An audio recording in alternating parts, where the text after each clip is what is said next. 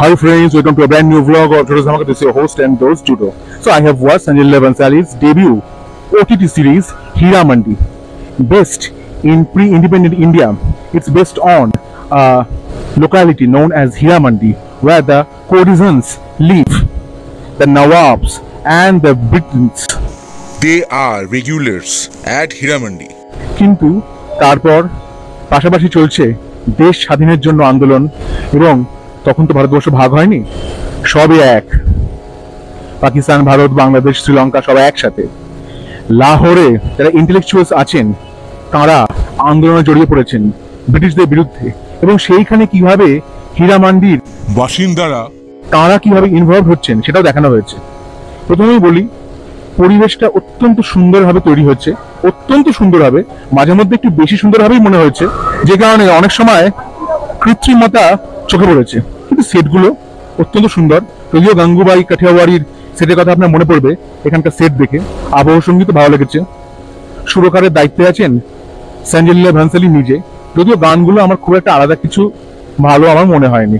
এই গান আরো ভালো হতে পারতো, উচ্চাঙ্গ সঙ্গীতের ব্যবহারে গানগুলো আরো অনেক ভালো করা যেত, তবুও ঠিক আছে। অভিনয় করেছেন মনীষা কৈরালা, সোনাক্ষী সিনহা, অদিতি রাও हैदरी, রিচা চড্ডা, সঞ্জিদা শেখ, শর্মিন সেগল, শেখর সুমন, অধ্যয়ন সুমন, তাহা, ফরিদা জালাল, ফরদিন খান এবং আরও অনেকে। হীরা মান্ডির যিনি হেড বা সাহাব, সেই ভূমিকায় অভিনয় করেছেন মনীষা কৈরালা। এই রোলটি আসলে অফার করা হয়েছিল রেখাকে, তিনি কোনো কারণে করেননি। তবে আশ্চর্যভাবে মনীষা কৈরালা নিজের কণ্ঠস্বর পাল্টে রেখার মতো করে কথা বলবার চেষ্টা করেছেন এই ওয়েব সিরিজ। লাহোর সেখানকার হীরা মান্ডি, এবং সবাই তাকে সাহাব বলে ডাকে, তার কথাই হচ্ছে শেষ কথা। কিন্তু শুরুতেই আমরা দেখতে পাচ্ছি যে একটি শিশুকে হস্তান্তর করা হচ্ছে, একটি রহস্যময় মৃত্যু দেখতে পাচ্ছি। তার পরবর্তীকালে আবার যখন মৃত্যু দেখছি মালিকা জান মানে মনীষা কৈরালার একজন প্রতিদ্বন্দ্বী উপস্থিত হচ্ছেন। তিনি হলেন ফরিদান। সোনাক্ষী সিনহা। তার সাথে কি সম্পর্ক মালিকা জানের, তা জানবার জন্য আপনাকে 8 পর্বের দীর্ঘ এই ওয়েব সিরিজ দেখতে হবে। এবার দৈর্ঘ্যটা বড্ড বেশি হয়ে গেছে, কারণ যে সাইড স্টোরি ইত্যাদি দেখানো হয়েছে সেইগুলো দেখাতে গিয়ে মূল স্টোরিটা আরো ভালোভাবে দেখানো যেত। তাহলে দৈর্ঘ্যটা অতিরিক্ত বড় হয়ে গেছে, দৈর্ঘ্যটা কম করা যেত। 4 পর্ব কি 5 পর্বের মধ্যে ভালোভাবে হয়ে যেত, সেইটা 8 পর্ব, এবং প্রতিটা পর্ব গড়ে আপনি যদি ধরেন 50 মিনিট করে দৈর্ঘ্য। হীরা মান্ডির ঘটনা তো অন্যদিকে মোড় নিতে থাকে। হীরা মান্ডি ব্রিটিশদের বিরুদ্ধে আন্দোলনে সামিল হয়।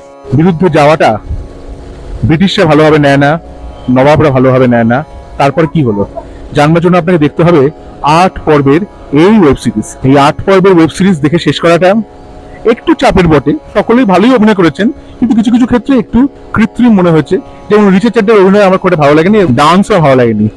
ফরদিন খানকে অনেক দিন পরে দেখলাম, নাসিরকে দেখলাম, মানে জনি ওয়াকারের ছেলে যিনি, তাকে দেখলাম অনেকদিন পরে।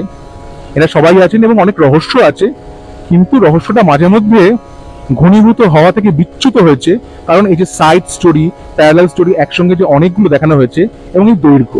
বইয়ের দোকানে তাজদার এবং আলমজেবের একটি দৃশ্য, মোয়ের ওপরে একটি দৃশ্য, সেটা দেখে আপনার মনে পড়তে বাধ্য উত্তর ফাল্গুনি কিংবা তার হিন্দি ভার্সন মমতার দৃশ্যটি, কিংবা দ্য মামি ছবির সেই দৃশ্য। মূল কাহিনী মঈন বেগ লিখেছেন। SLB চেয়েছিলেন রেখা, করিনা কাপুর এবং রানী মুখার্জিকে নিয়ে এই ওয়েব সিরিজটি তৈরি করতে।